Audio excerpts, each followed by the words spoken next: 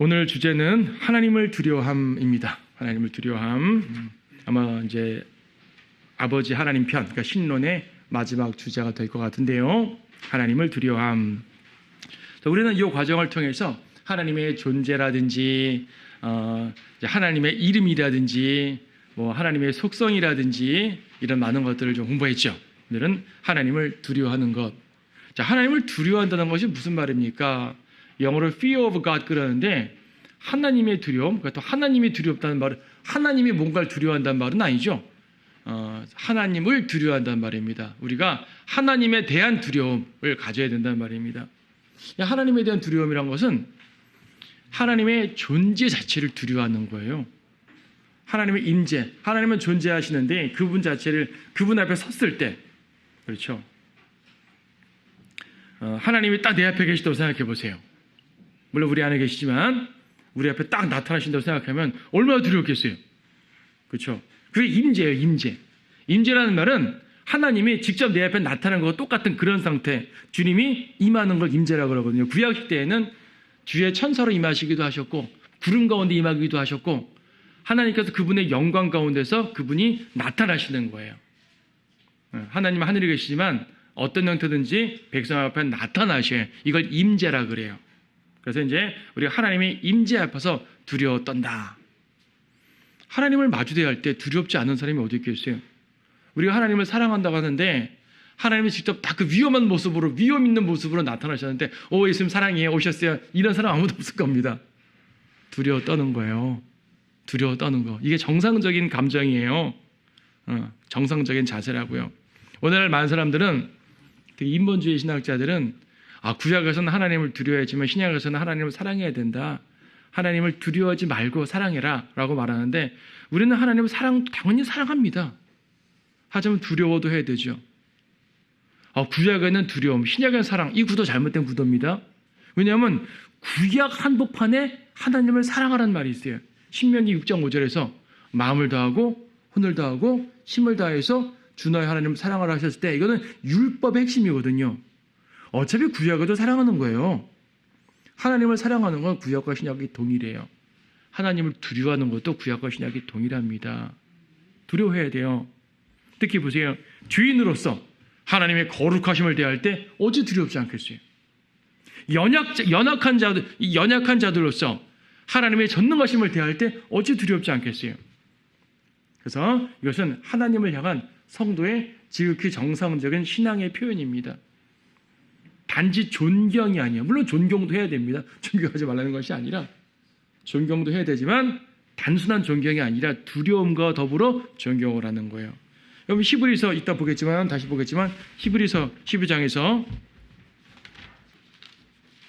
히브리서 12장 28절에서 말입니다. 그러므로 우리가 흔들릴 수 없는 왕국을 받으리니 은혜를 소유하자. 우리가 이 은혜로서 하나님을 기쁘게 섬기되 경외함과 경건한 두려움으로 할지니. 여기서 경외함, 이 경외함이란 말이 이제 레버런스라 그러는데 이거는 존경이라는 개념이기도 해요. 그러니까 존경도 하지만 두려움으로도 하라라는 말입니다. 두려워야 돼요. 하나님께서는 두려워함을 받으시는 하나님입니다. 아까 신명기 6장에서 하나님을 사랑하라 그랬잖아요. 신명기 6장 말씀 보시게 되면 신명기 6장 5절에서 너는 내 마음을 다하고 내 혼을 다하고 내 힘을 다하여 주 너의 하나님을 사랑할지니라. 하나님을 사랑하라고 말씀하신 그 하나님께서 같은 장 13절에서 너는 주 너의 하나님을 두려워하고 섬기며 그의 이름으로 맹세할지니라 라고 말씀하십니다. 하나님을 두려워하라고 말씀하고 있어요. 하나님은 두려워함을 받으시는 분입니다. 그런가 하면 두려워하지 말라고도 하시죠. 하나님 앞에 설 때 그분의 위엄 앞에서 그분의 존재 자체 앞에서는 두려워하는 거지만요. 하나님의 사랑과 자비와 하나님의 화평 가운데서는 두려움을 없애고 평안을 누리기도 합니다. 그래서 계시록 1장 17절에서도 두려워하지 말라. 아니, 마태복음을 찾아보는 게 좋겠네요. 마태복음 14장 27절에서 이제 물 위로 걸어오실 때 말입니다. 제자들이 물 위로 걸어오시는 예수님을 보고 유령이다 하고 두려워했을 때, 불안해했을 때 주님께서 27절에서 예수께서 그들에게 곧 일러 말씀하시기를 기운을 내라 나니 두려워 말라. 예수님 자신에 대해서 두려워하지 말라는 얘기예요. 아니 하나님 자신에 대해서는 두려워하라면서요. 이것도 두려워하지 말래요. 우리가 하나님을 대하는 자세는 두려움이에요. 근데 주님 우리에게 평안을 주셔요. 평안을 주셔요. 우리가 그분을 진정 두려워할 때, 올바른 방식으로 두려워할 때 주님은 평안도 주셔요. 주님은 우리에게 화평을 주시기 때문에 세상 염려, 불안, 무서움, 공포 이거로부터 해방시켜 주시죠. 하지만 하나님 자신에 대해서는 여전히 두려워해야 돼요. 하나님을 두려워한다는 얘기는 공포감이 아니에요. 공포감과는 좀 달라요. 물론 주님 앞에 두려워 떨어야 되는 거 맞지만 공포감은 좀 개념이 다르죠. 공포감이라는 것은 말하자면은 뭐예요? 백보자 심판 때에 선 사람들이 공포를 느끼겠죠.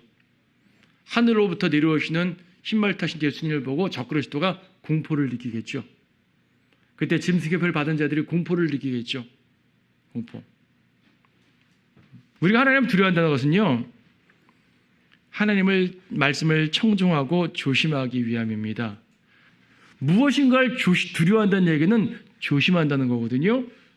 하나님을 두려워한다는 것은 그분 앞에서 나의 모든 행동들을 조심하게 됩니다. 그리고 그분을 두려워하면 그분의 말씀을 청종하게 됩니다. 복종하게 됩니다. 두려워하면 그렇게 돼요. 자, 몇 가지 보죠. 우리가 두려워하지 말아야 될 것들. 하나님은 두려워하지만 다른 건 두려워하지 말아야죠. 이방신들 두려워하면 안 됩니다. 또 너무나 당연하죠. 사람을 두려워하면 안 됩니다. 아까 히브리서 12장 봤는데 히브리서 13장 6절에서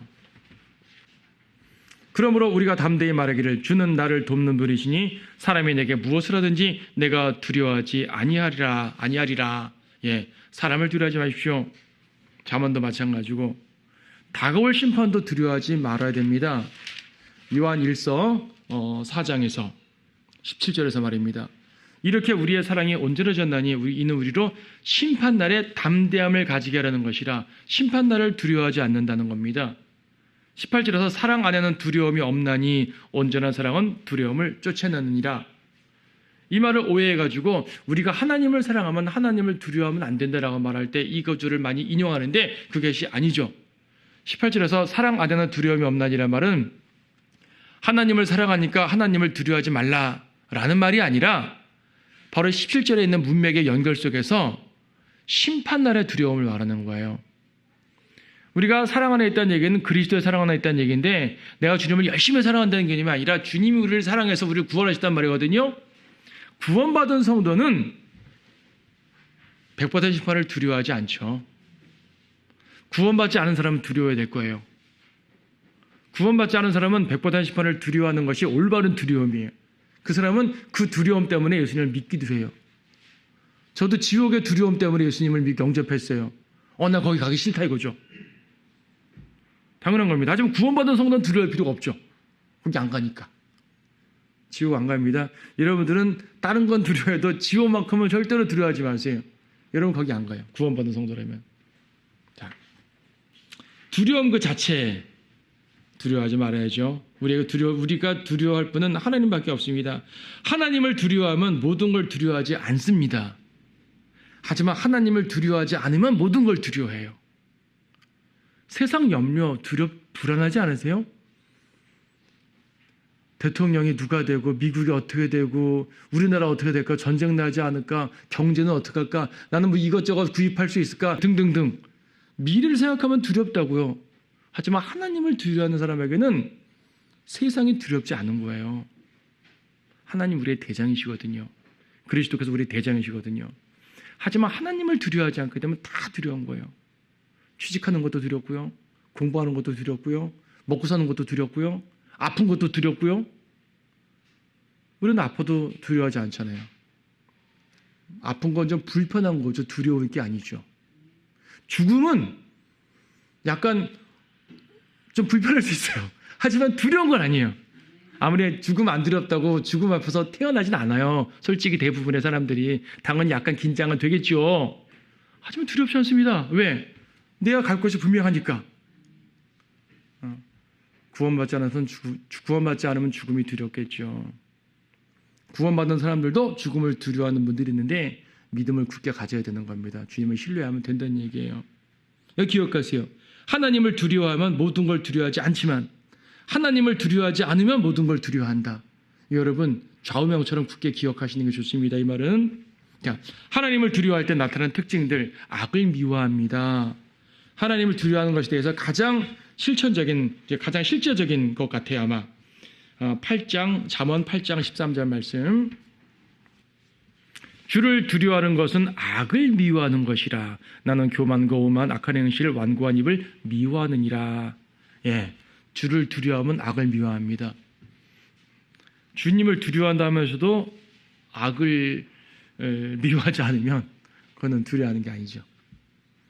주님을 두려워하면 지혜를 얻습니다. 시편 111편 10절에서 주를 두려워하는 것은 지혜의 근본이라고 말씀하고 있습니다. 지혜의 시작으로 말씀하고 있습니다.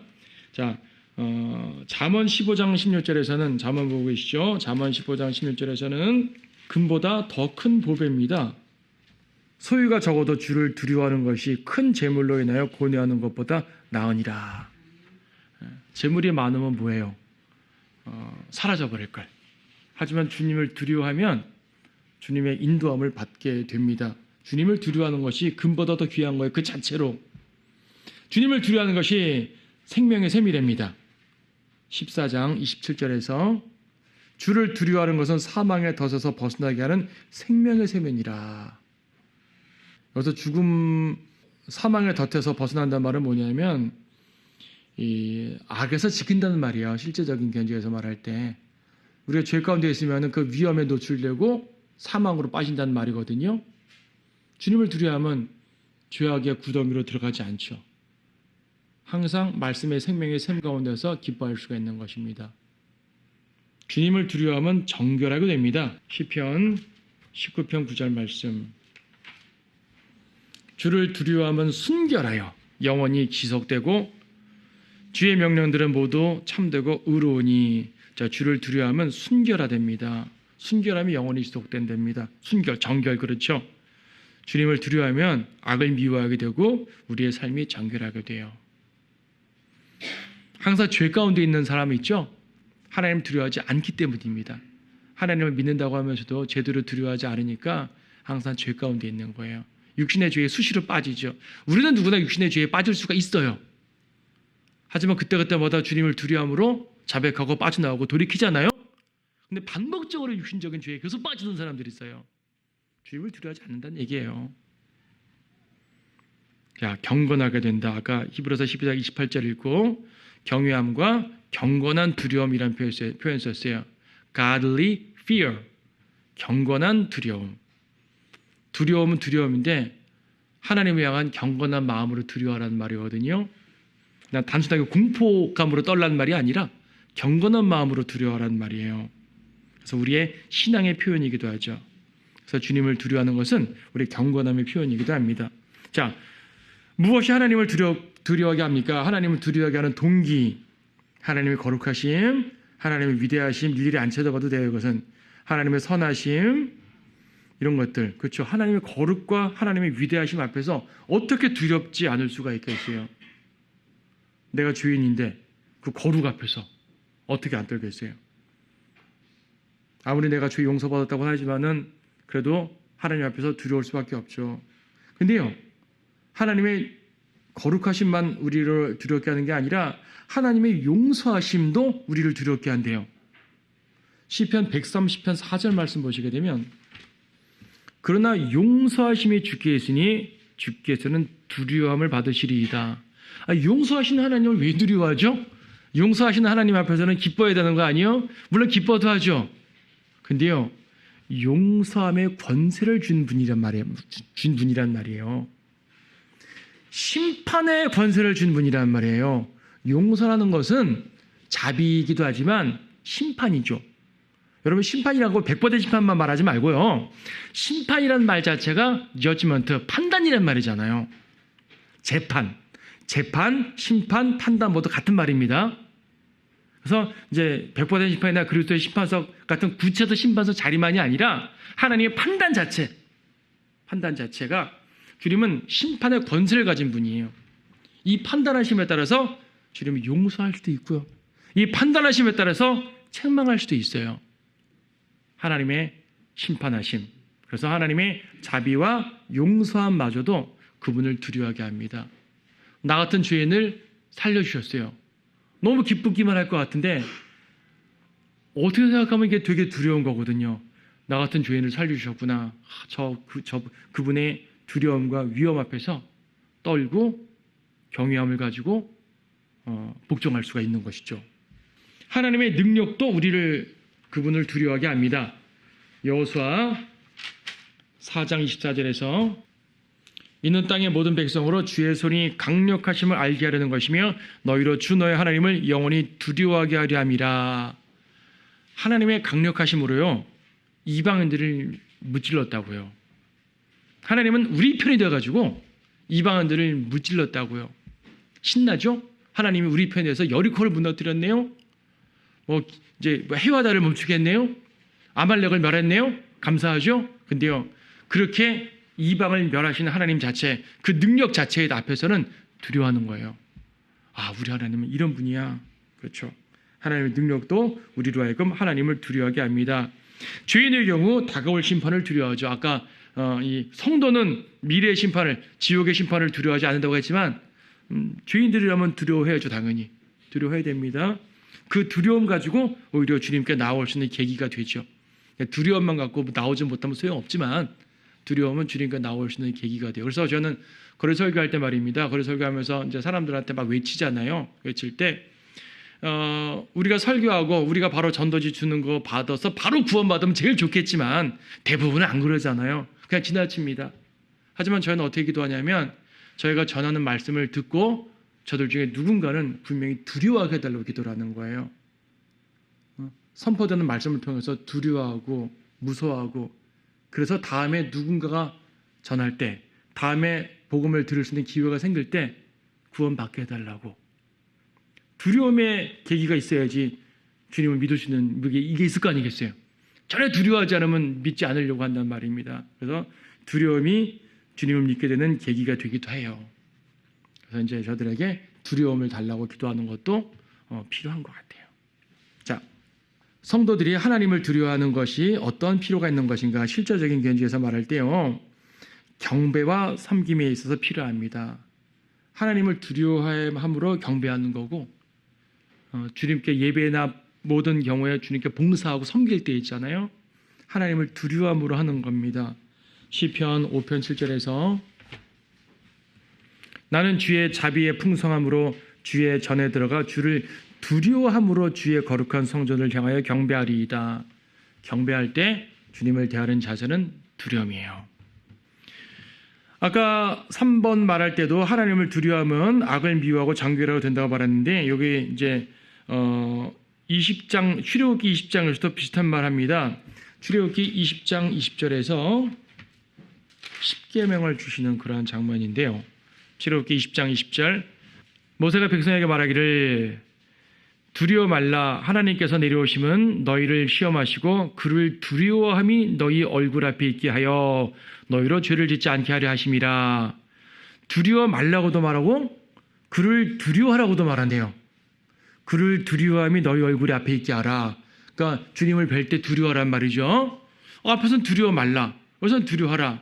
이건 지금 두려워 말라는 것은요. 앞에 문맥을 보게 되면 모세가 십계명을 받아서 내려왔어요. 십계명을 받아서 이제 백성들에게 내려왔더니 백성들은 산에서 천도번개치고 이런 무서운 모습 보고 두려워한 거예요. 그러니까 두려워하지 말라. 하나님 너희 지금 심판하거나 너희를 멸하려고 하시는 것이 아니야. 말씀을 전해주시는 것이야. 그러니까 두려워하지 마. 하지만 그분 자신에 대해서는 두려워해야 돼. 라고 말하는 거죠. 이 상황에 대해서는 두려워하지 말되 그분 자신에 대해서는 두려워하란 말이에요. 근데 그분을 두려워함이 너희 얼굴에 있게 하여 뭐라 그랬어요? 너희로 죄를 짓지 않게 하려 하심이라. 하나님을 두려워하면 죄를 짓지 않는다. 아까도 말했지만 죄를 반복적으로 짓는 사람은 하나님을 두려워하지 않는 사람인 거예요. 다윗도 죄를 졌을 때는 적어도 그 순간만큼은 하나님을 두려워하지 않았던 거죠. 하나님 두려워했으면 죄를 질 수 없죠. 그래서 여러분 이게 죄의 유혹이나 그런 유사한 상황에서 하나님이 여러분 마음속에 두려움을 심어주시잖아요. 이건 정말 주님이 주시는 사인인 거예요. 그 죄의 길을 가지 말라는 확실한 주님의 사인인 거죠. 하나님의 두려움이 항상 내 안에 있으면은 나를 지켜줍니다. 사무엘하 23장에서는 다윗이 말하는 상황에서 주를 두려워하는 것이 선한 다스림에 필요한 거죠. 세상 치르자들은 주님을 두려움으로 다스려야 돼요. 역대기하 19장에서는 레위인들을 재판관들로 임명하면서 하나님을 두려움으로 올바로 재판하라. 재판하는 자들, 다스리는 자들, 어쨌든 백성들 위에 군림하는 자들은 하나님을 두려워해야 돼요. 근데 오늘날 보세요. 하나님을 두려워하는 정치가가 어디 있어요? 기독교인 정치가는 많은데 하나님을 제대로 두려워하는 정치가들은 없는 것 같아요. 그렇죠. 이 세상은 하나님을 두려워하지 않는 세상입니다. 꼭 직접 정치만이 아니라 여러분이 어떤 형태든지 간에 지도자로 서 있을 때 말입니다. 뭐 작게는 가정의 부모도 지도자 아니겠어요? 다양한 형태에서 지도하는 이치에 선 사람들 말입니다. 이 사람들은 하나님을 두려워하셔야 돼요. 두려움으로 가정이든 사회든 자기 속한 조직이든 뭐 국가든 인도 이끌어야 됩니다. 왜냐하면 진정한 주권자는 하나님이시다라는 걸 인정해야 되는 거죠. 물론 이 세상은 현재 마귀가 그 왕노릇을 하고 있고 주님께서는 온 땅의 왕이긴 하지만 그분의 실제적인 통치는 재림 때 임할 겁니다. 아직은 이 세상 통치자가 다스리는 때 맞아요. 그럼에도 불구하고 온 세상의 진정한 왕은 하나님이시고 예수님이시고 예수님의 하나님의 섭리를 벗어나서는 일이 되지 않는 거예요. 그래서 하나님께서 진정한 통치자라는 사실을 기억하고 만왕의 왕이라는 걸 인정하고 우리가 그분의 성품을 본받아서 이끌어야 된다는 사실을 알게 되는 거죠. 하나님을 두려워함 필요해요. 하나님을 두려워하지 않으면 사람을 두려워하게 됩니다. 정치인들이 하나님을 두려워하지 않고 사람을 두려워해요. 그나마 백성들을 두려워하면 국민들을 두려워하면 그나마 낫죠. 자기 조직의 윗사람들을 두려워하죠. 안 되는 거예요. 자, 거룩한 삶에 필요합니다. 고린도후서 7장 1절 말씀에서 그러므로 참으로 사랑하는 자들아 우리가 이러한 약속들을 가졌으니 하나님을 두려워함으로 거룩함을 온전히 이루어 육과 영의 모든 더러움에서 우리 자신을 깨끗하게 하자. 거룩함을 이루려면 거룩한 삶, 성화를 이루려면 하나님 두려워야 됩니다. 빌립보서 2장 12절도 이거 많은 사람들이 오해하는 구절이지만 빌립보서 2장 12절 그러므로 나의 사랑하는 자들아 너희가 항상 복종했던 것처럼 내가 있을 때뿐 아니라 내가 없는 지금도 더욱더 두려움과 떨림으로 너희 구원을 온전히 이루라. 두려움과 떨림으로 구원을 이루라니까 행위로서 구원을 받는 거로 착각하는데 그런 말은 당연히 아닌 거고 이거는 성화의 과정을 말하는 거예요. 우리는 이미 구원을 받았어요. 여러분 구원을 받았다는 것은 구원을 보장받았다는 거예요. 현실적으로 말해서 구원받으면 천국 하늘나라 가는데 아직 여러분 하늘나라 안 갔잖아요. 물론 지금 이미 주님과 동행하는 삶을 살고는 있지만 아직 우리는 이 땅에 있어요. 아직 우리 육신은 변화되지 못했어요. 주님께서 오셔서 우리를 부르실 때 휴거될 때 그때 우리가 지금 받은 구원이 실질적으로 이루어지는 거잖아요. 그래서 그때까지는 계속적으로 성화의 과정을 겪는 거예요. 근데 두려움과 떨림으로 하나님을 두려움으로 이루라는 얘기입니다.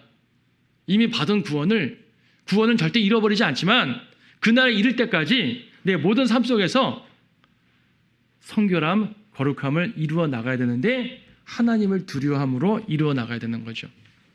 두려움과 떨림이 아닌 것은 이룰 수가 없어요. 아까 고린도후서 7장도 같은 말씀 아니겠습니까? 하나님은 거룩하신 분이에요. 하나님의 거룩하심을 닮아야 돼요. 하나님을 두려워해야지 그것이 가능해집니다. 자, 하나님을 두려움으로 얻는 결과 몇 가지 쭉 있죠. 자, 다 찾아보지 않겠습니다. 아까 지혜는 찾아봤죠. 하나님을 두려움으로 지혜를 얻습니다. 이건 자주 반복되는 말이고 하나님을 두려움으로 하나님께 기쁨을 드립니다. 140편, 147편 11절에서 우리는 맨날 저는 주님께 기쁨을 드렸으면 좋겠습니다. 주님 저로 인해서 기뻐해 주십시오. 나는 주님께 기쁨을 드리는 자 이렇게 말하면서 어떻게 우리 주님께 기쁨을 드릴 수 있을 것인가? 너희는 11절 주께서는 자기를 두려워하는 자들과 그의 자비를 바라는 자들에게서 기쁨을 취하시는도다. 그분을 두려워하는 자들, 그의 자비를 바라는 자들에게서 기쁨을 취한대요. 그의 자비를 바라는 자라는 말이 무슨 말인 줄 아세요? 하나님께 용서를 바라는 것, 하나님께 구원을 바라는 것이에요. 내가 내 힘으로 무엇인가를 이루는 것이 아니라 하나님의 자비로, 내가 율법적인 의로, 나의 선행으로 하나님께 나아가는 것이 아니라, 종교 행위로 하나님께 나아가는 것이 아니라 하나님께서 주신 자비로 말미암아 은혜를 입고 구원을 받고 의를 얻어서 주님께 나아가는 거죠. 수고하고 무거운 짐진 자들아 다 내게로 오라. 그리하면 내가 너에게 쉼을 주리라. 주님께 오기만 하면 된다 그랬어요. 선한 행위, 종교 행위 무엇인가를 함으로 주님께 나아가는 것이 아니라 그냥 죄에 있는 그대로 주님께 나아가는 거예요. 죄짐을 주님께 맡기는 거예요. 죄짐을 내가 해결할 수 없거든요. 주님께서 해결해달라고 맡기는 거예요. 이게 주님의 자비를 바라는 거예요. 예수님 말씀하셨죠. 나는 자비를 원하고 희생제를 원치 아니하는도다. 마태복음 9장 말씀. 마태복음 9장 13절에서 나는 자비를 원하고 희생제를 원치 아니하느니라는 말씀의 의미를 배우렵니다. 무슨 말이죠? 자비를 원하고 희생제를 원치 않는데요. 희생제, 즉 종교의 행위로 하나님께 나아오는 걸 원치 않고 하나님께서 자비를 베푸시는데 그 자비를 받는 백성들을 원한단 말이에요. 저는 죄인입니다. 주님의 자비가 필요합니다. 죄인임을 인정하고 하나님의 자비를 원하는 거. 하나님이 주시는 자비, 나는 자비 베푸는 걸 기뻐하시느니라 라고 말씀하신 주님이거든요. 주님의 자비를 받아들이려면 딱 하나밖에 없어요. 주님, 저는 죄인입니다. 죄인임을 고백해야 자비를 받죠. 의인이라 그러면 자비 못 받는 겁니다. 그래서 시편에 돌아가지고 자기를 두려워하는 자들과 그의 자비를 바라는 자들의 기쁨을 취하신도다. 하나님을 두려워함으로써 오직 하나님만이 구원하시고 그렇지 않으면 심판을 받겠구나 라는 그 하나님에 대한 두려움, 그때 주님은 기뻐하신다고 말씀하고 있는 겁니다. 시편 103편에서는 11절에서는 하나님을 두려워하게 되면은 불쌍히 여김을 받는다. 긍휼은 불쌍히 여긴다는 말이거든요. 103편 13절. 아버지가 자식을 불쌍히 여김같이 주께서도 자기를 두려워하는 자들을 불쌍히 여기시나니, 주님을 두려워할 때 불쌍히 여김을 받습니다. 아까 자비를 바란다는 것과 연관된 개념이에요. 사도행전 10장 35절에서는 하나님께 받아들여집니다. 어느 민족에게서나 자기를 두려워하고 의를 행하는 사람은 받아주신다는 것이라. 코넬료, 이방인 코넬료는 아직 하나님 믿지 않았습니다. 그러니까 예수님을 믿지 않았습니다. 하지만 백부장인데 유대 땅을 다스리면서 하나님에 대한 경외함도 있고 다 좋아요. 하지만 아직 예수님의 복음은 몰랐어요. 하지만 하나님을 두려워했어요. 하나님을 두려워했다는 얘기는 로마인임에도 불구하고 로마 신들을 안 섬겼다는 얘기예요. 하나님 믿고 싶다. 하나님 두려워한다. 근데 아직 구원받지 못했죠. 주님께서 이런 사람 받아주신다 그랬거든요. 그러면 이 사람이 예수님 믿지 않아도 구원받는다는 말이 아니라 이 사람에게 구원받을 기회를 주시는 거예요. 베드로를 보내주셨잖아요. 어차피 신약시대의 구원은 예수님을 통해서밖에 못 받아요. 근데 이렇게 하나님을 두려워하고 경건하게 사는 사람이 구원받지 못하면 좀 억울할 거 아니에요. 주님은 그런 사람들에게 복음의 기회를 주신다는 얘기예요. 베드로를 보내서 복음을 듣게 하시고 구원받을 기회를 주셨죠. 이것이 하나의 예가 됩니다. 오늘날도 마찬가지입니다. 하나님 두려워하면 복을 받아요. 자비를 얻고. 자, 시편 자비를 얻습니다. 그리고 복도 받습니다. 다 안 쳐다보셔도 돼요. 잠언 14장에서는 견고한 신뢰가 생긴다. 이게 무슨 말입니까? 잠언 14장 26절. 주를 두려워하는 것에는 견고한 신뢰가 있으니 그의 자녀들에게는 피난처가 있으리라. 견고한 신뢰. 견고한 신뢰란 말은 굳은 믿음이란 말이거든요. 신뢰가 뭐예요? 신뢰. 굳게 의지하는 거잖아요. 하나님을 신뢰한다. 하나님을 의지한다. 하나님을 믿는다. 같은 말입니다. 그래서 주를 두려워할 때 견고한 믿음이 생기는 거예요. 믿음이 굳세진단 말이죠. 믿음이 굳세져요. 주님, 저는 믿음이 부족합니다. 믿음을 키워주십시오 하는 분들이 있어요. 저는 믿음이 연약합니다. 믿음을 키워주십시오. 믿음을 키우려면은 로마서에 따르면 하나님 말씀을 온전히 믿고 따라야 돼요.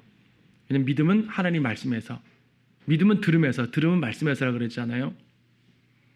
지금 잠언의 표현을 통해서는 주님을 두려워할 때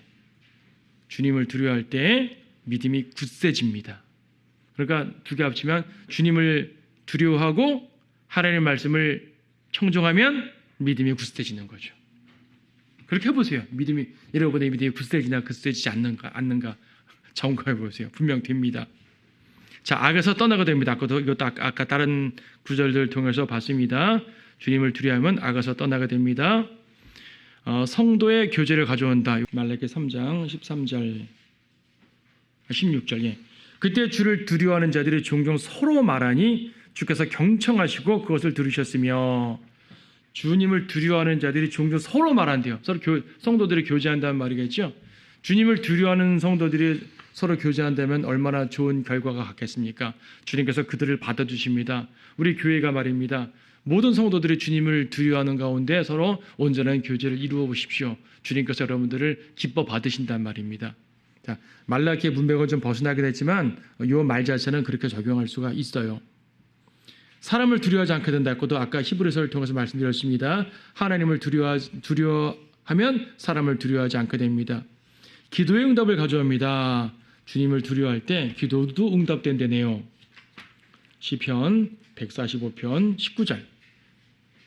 그가 자기를 두려워하는 자들의 소원을 이루실 것이요. 그가 또 그들의 부르짖음을 들으시고 그들을 구원하시리로다. 주님을 두려워할 때 소원을 이루신답니다. 여러분 기도 제목들 갖고 나오셨잖아요. 주님을 두려움으로 간구하십시오. 그러면 들어주신다고 약속하였습니다. 잠언 10장에서는 장수한답니다. 잠언 10장 27절에서 주를 두려워하면 장수하려니와 악인의 연수는 짧아지리라. 물론 세상에는 악한 사람이 오래 사는 경우도 예외적으로 있지만 하나님의 기본적인 법이 그래요. 구원받지 않은 사람의 최고의 법은 무병장수 아닙니까? 구원받지 않은 사람들이 원하는 최고의 넉넉하게 무병장수하는 것. 세상 사람들이 바라는 거죠. 물론 우리는 그것이 우리의 최고의 목표는 아니지만 주님께서는 영적인 복과 더불어서 때때로 물리적인 복도 풍성하게 주시기 때문에 이것도 필요하겠죠. 우리의 실제 삶에서 필요한 부분이죠. 자, 이 이외에 더 많은 것들이 있을 수 있지만 하나님을 두려워하는 것은 성경 전체가 말하고 있는 기본적인 진리고요. 이 진리를 굳게 깨닫고 이 진리 가운데서 하나님을 온전한 두려움 가운데 경건한 두려움으로 섬길 때 주님께서 이루시는 모든 것들이 여러분 가운데 성취되고 여러분이 올바로 이끌림을 받는다는 사실을 기억하셔야 돼요. 그래서 시편 86편 11절에서 인용했죠. 오 주여 주의 길을 내게 가르치소서. 내가 주의 진리 안에서 행하리니 내 마음을 모으사 주의 이름을 두려워하게 하소서. 주님을 두려워하는 마음을 지속적으로 달라고 간구도 하고 그렇게 더욱더 힘써야 될 것입니다. 주를 두려워하는 것은요, 성도, 죄인 모두에게 필요한 거예요. 다만 성도는 지옥에 대한 두려움은 가질 필요가 없다. 그리고 성도는 주님을 두려워하지만 주님은 여러분에게 화평을 주신다는 사실. 그렇죠? 성도는 두려움과 사랑 모두를 가져야 된다. 아까 신명기 6장에서 두려움, 사랑 모두 나왔잖아요. 하나님을 두려워도 하고 하나님을 사랑도 하고 이것이 적절하게 균형을 이루어서 여러분이 주님을 향해서 온전한 마음을 갖게 되면 주님께서 하나님 말씀의 뜻 가운데서 여러분들을 이끄실 것입니다. 주님을 두려워하는 것은 의로운 행실을 위한 가장 건전한 동기입니다. 올바른 삶을 살고 싶으시면 주님을 두려워하십시오. 그러면 주님께서 이끌어 주십니다.